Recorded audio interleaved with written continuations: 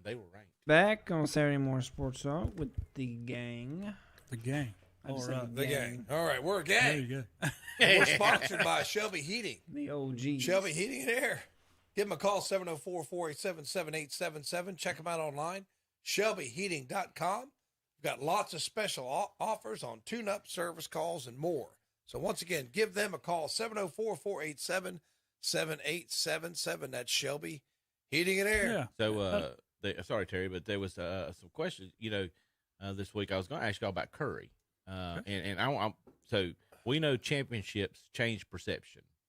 Is that a fair assessment? Yes. Championships change perception of players. It puts them higher up on pedestals, and it's been a conversation all week on ESPN and everything else. But everybody, was on the LeBron wagon, and if Curry, let's just say if Curry gets at least one more, or even possibly gets two more, is that going to damage LeBron's status as the best player in this era? Is that a fair assessment? Just because of perception, I'm not saying Curry's better than him. I'm saying, is it going to hurt him a little bit?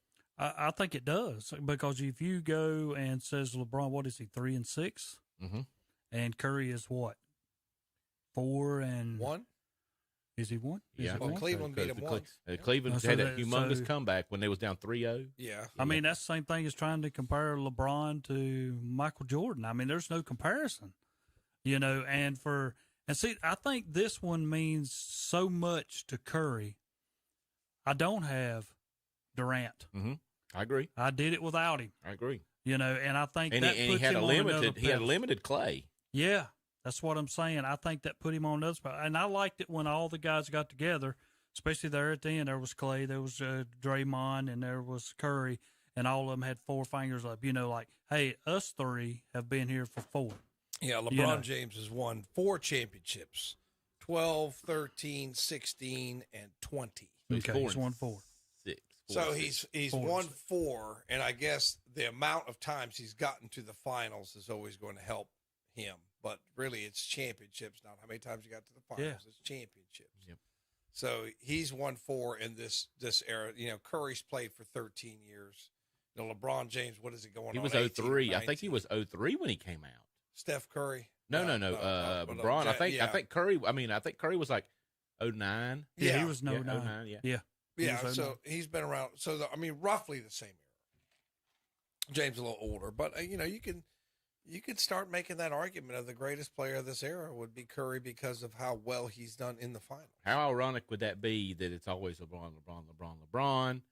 He's losing in the finals. Curry gets a couple more without help, without the team that he had before, and then he kind of, in perception, jumps over him. LeBron don't like stuff like that. It'd be interesting for his ego, his psyche. I'd like to see the talking heads on the shows go after that one. Who is the greatest player in the NBA since 2010? Is it Curry or is it James? They both have 4 championships. It's a fair. They both fair have argument. 4. They both have 4 championships. So, who has been the greatest player of this era? Who's been the most dominant player of this era? And I think now that you bring it up, there's a case to be made for both. Different different style players. So you have to take that into consideration too. So what is it prolific getting to the finals every single year, or is it your percentage of winning the finals, which Curry's 4 out of 5, 80%. It's pretty good, Terry. Pretty good. And when I look at it, I start thinking about, did you win it or did somebody else on your team win it for you? Both. And when I start say Ray Allen, and then when I think Kyrie Irving, those two guys hit big shots for LeBron to win 2 of his 4. Mm-hmm. And when I think about Curry, nope, the ball's in Curry's hands at the end. That's just like the other night when he hit the 3 from the side and then put his hands beside him like, y'all go to sleep. This is over. See, that's what I don't like about Curry. He does things like that. I don't like. But you know who that reminds me of? Reggie Miller would do stuff like that. Yeah, he would. It's like I do. Now I like Reggie Miller. Yeah. I think he does a great job at the call, and he is funny. But some of those antics, I just have never liked guys with antics. So I don't like. You got LeBron and you got Curry, and thinking about them, LeBron would be the prototypical bigger, faster, stronger, what they, deem as the, in this era, supposed to be versus the 80s, 90s guys. But Curry don't fit that mold.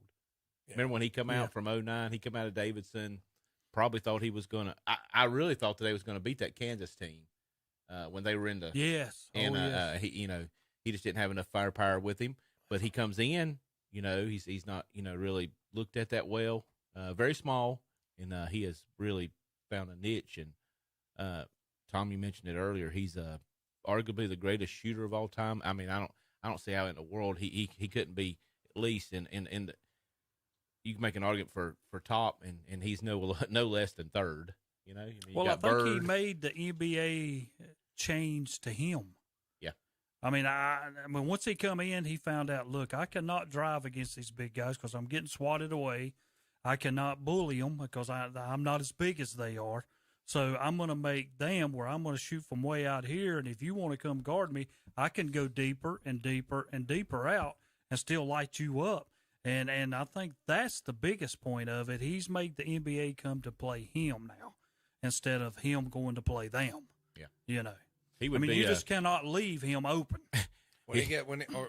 Sometimes you can't guard him. I mean, I've seen games where he gets so hot. You could smother him, and he's shooting something off the hip, and he's not gonna hit that shot. Oh my God, he hit that shot, and he's 10 feet behind the 3-point line, and he's shooting it from his side. Yeah, it's ridiculous. I thought it was good too that Dell was there when he won it. And I've always liked Dell Curry. I like Dell Curry. I like Dell Curry a whole lot more than I like Steph Curry. He wasn't nearly the player. No, I mean he could shoot. He could shoot. Player, but. I think that was a good moment for him there, Father's Day weekend, and his dad's there, and I think he and his dad have always had a really good relationship. So, I wonder if he shows the same love. What's Steph's brother's name? Seth. Yeah. Seth. I wonder if he shows that same love for the other brother. and he's a good player in his own right. Yeah, he's not bad. But with Steph and Kevin, I think he agrees with me on this. Steph's shooting style. Because he was so small, we both believe that they was playing on the taller rims, and because of the way he has to shoot it, we think he was a smaller kid, and that's just the way he learned to shoot the basketball. So interesting. He's not small. He's about 6'3". Yeah. But he just not tiny. He's not tiny. 6'3" or 6'4". I knew he was kind of tall. He's not like he's 5'11" or something like that. But I guess NBA, you have to put everything in perspective. If you're 6'3", you're not real big. Yeah, and JP's stepped out for a minute. We'll get us a break and go to another segment in a minute. But you think about him being in the 80s or the 90s, he would be very similar. He would have a tough time with the way that they played in the 80s and 90s because they beat you to death. Yes, I think that they would have. Bill Laimbeer would come out there. Absolutely, that's what I'm saying. I'm 100% sure of that. Yeah, and he would be wanting you to fight. He'd take you Anthony completely out of your and game. all those guys. Oh yeah, Charles Oakley. Yeah, and that could throw you off tremendously. I'm actually glad they don't beat each other to death like that anymore. But at the same time, I think it's gotten so the pendulum's gone all the other way. I mean, it's just like that was a foul, you know. And the commentators agree. That's a foul. That's a foul. It's like they're barely touching them, man. Yeah. I mean, it's just I don't know if it doesn't alter it that much. That should be let go. So it's kind of gone from one extreme to the other. But when these guys are making the crazy, stupid money that they're making, it's kind of like the same rules you have in the NFL. Don't hurt the quarterback. Don't hurt the quarterback, right? Don't hit him low. Right. Don't hit him high. Don't tackle him too hard. Don't drive him into the ground. Why? Because this guy's making $45 million a year. And in the NBA, all those guys are making stupid money. So, we don't want our labor being just beat to death. And the guys still get hurt. They still get hurt. But imagine how worse it would be. These guys, I would say they're stronger than guys. I mean, you'd have to say that because of the advantage, the advances in training and all that stuff that have happened. But if they were still beating each other to death like that today, I'm going to throw you some statistics out there. After Boston went up 2-1, they come up with statistics sitting over there saying 82% of the teams that win and go up 2-1 win the NBA championship. Made me feel great. I'm like, I'm with Boston. Hey, this is a cool thing. But then when Golden State took it, and they went up 3-2, 81% of the teams win the championship, which they end up winning it. So that one was blown all to heck from one side to the other. And I'm going to tell you somebody who made some money during this tournament, Al Horford. Yeah. $14 million. Well, when he made the NFC East Finals and they won, he got a $5 million increase. Terry, did you just say NFC? Did you just say he got the Cowboys on his head? NFC East? You mean the Eastern Conference of the NBA? Yeah, Eastern Conference of the NBA. But we promise he got $5 million more. Yeah.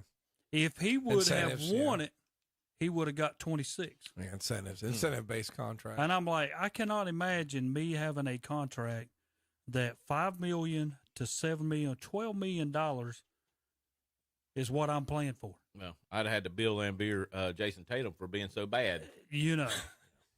Unreal. But he got $5 million more, so there you go. We're going to hit a commercial quite quick, JP. We'll come back and we might look at the PGA Tour for a quick second to see the U.S. Open, and then we'll maybe go into some baseball, okay? Okay. We'll be right back. KTC Broadcast.